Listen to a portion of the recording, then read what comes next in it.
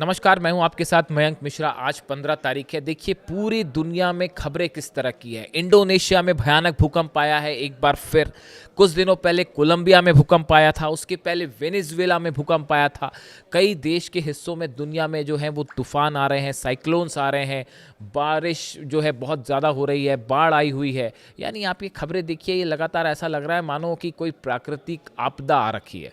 देखिए इंडोनेशिया से शुरुआत करते हैं। इंडोनेशिया के फ्लोरेस आइलैंड के तट पर शनिवार सुबह 7.7 तीव्रता का भूकंप आया। और ये भी बड़ी गौर करने की बात है कि आप देखिए पिछले कुछ महीनों के अंदर जो भूकंप आए हैं, अर्थक्वेक्स आए हैं, रिक्टर स्केल पर सबकी तीव्रता 7 से ज़्यादा है, जो कि एक अच्छा खासा बड़ी तीव्रता मानी जाती है 7 पॉइंट के ऊपर।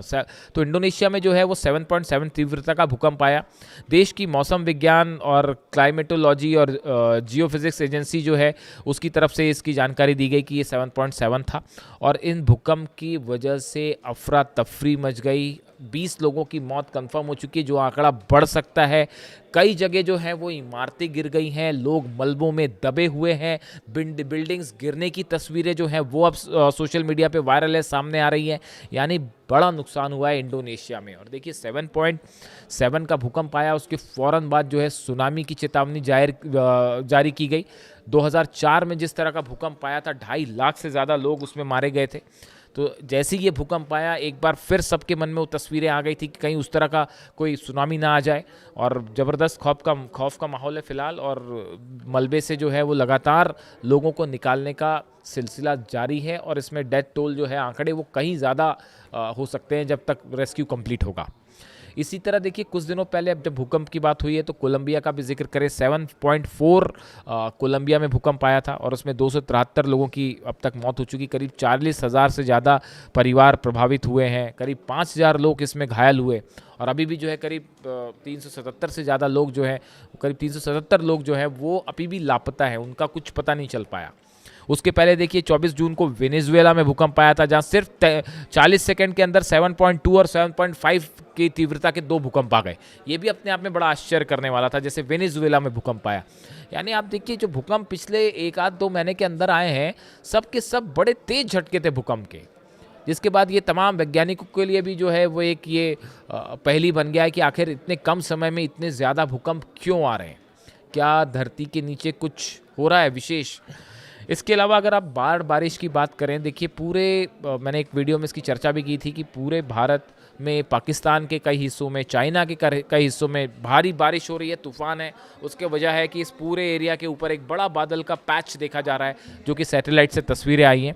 अगर भारत की बात करें, अलग अलग राज्यों की, भारत के करीब 17 राज्य ऐसे हैं जिनमें अलग अलग जगहों पर जो है अलर्ट है बाढ़ बारिश का और आंधी पानी का। यूपी की बात करें तो गंगा यमुना समेत 11 नदियां उफान में हैं। वाराणसी में 100 से ज़्यादा मंदिर जो हैं वो डूब गए हैं और कई जिलों में भारी बारिश हो रही है। अरुणाचल प्रदेश के दिबांग वैली में बादल फटने के बाद 2 शेल्टर बह गए, जिसमें बताया जा रहा है कि 5 जो सैन्यकर्मी हैं वो लापता हैं।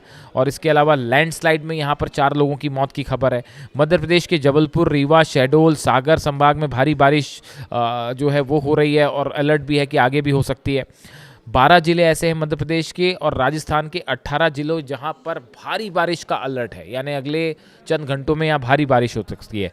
हिमाचल में बिलासपुर, सोलन सीमा के पास लैंडस्लाइड में 114 सड़कें बंद हो चुकी हैं। अब देखिए हिमाचल में जो लैंडस्लाइड्स हो रही हैं उससे 114 सड़कें बंद है, जिससे लोगों को खासी दिक्कत का सामना करना पड़ रहा है। 30 जून से बारिश से जुड़े हादसों में 78 लोगों की हिमाचल में जो है वो मौत हो चुकी है।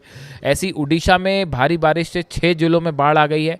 प्रशासन ने 41,000 से ज़्यादा लोगों को सुरक्षित स्थानों पर पहुंचाया है और करीब 450 गांव जो है वो बाढ़ बारिश से प्रभावित। यानी आप देखिए पूरे उत्तर भारत में, मध्य भारत में, पश्चिमी भारत में, पूर्वी भारत में, सब इलाकों में जो है भारी बारिश है। लेकिन ये बड़े पैचेस में है। कई इलाकों में भारी बारिश देखने को मिल रही है, कई इलाकों में नहीं भी हो रही बारिश। उसकी वजह से कई बार जो है एक ही राज्य के लिए अलर्ट होता है, लेकिन कुछ हिस्से के लिए अलर्ट होता है। इस तरह के अलर्ट भी जारी कर रहा है मौसम विभाग। यानी कुल मिला के आप देखें कि न सिर्फ देश में बल्कि पूरी दुनिया में तमाम ऐसी खबरें हैं जिसमें भूकंप से लोग परेशान हैं, तूफान, आंधी, बारिश से लोग परेशान हैं, और जिसकी वजह से लोगों को जो है खासी दिक्कत का सामना करना पड़ रहा है। और अगले 24 से 48 घंटे में देश के कई हिस्सों में बारिश का अलर्ट जारी किया गया है।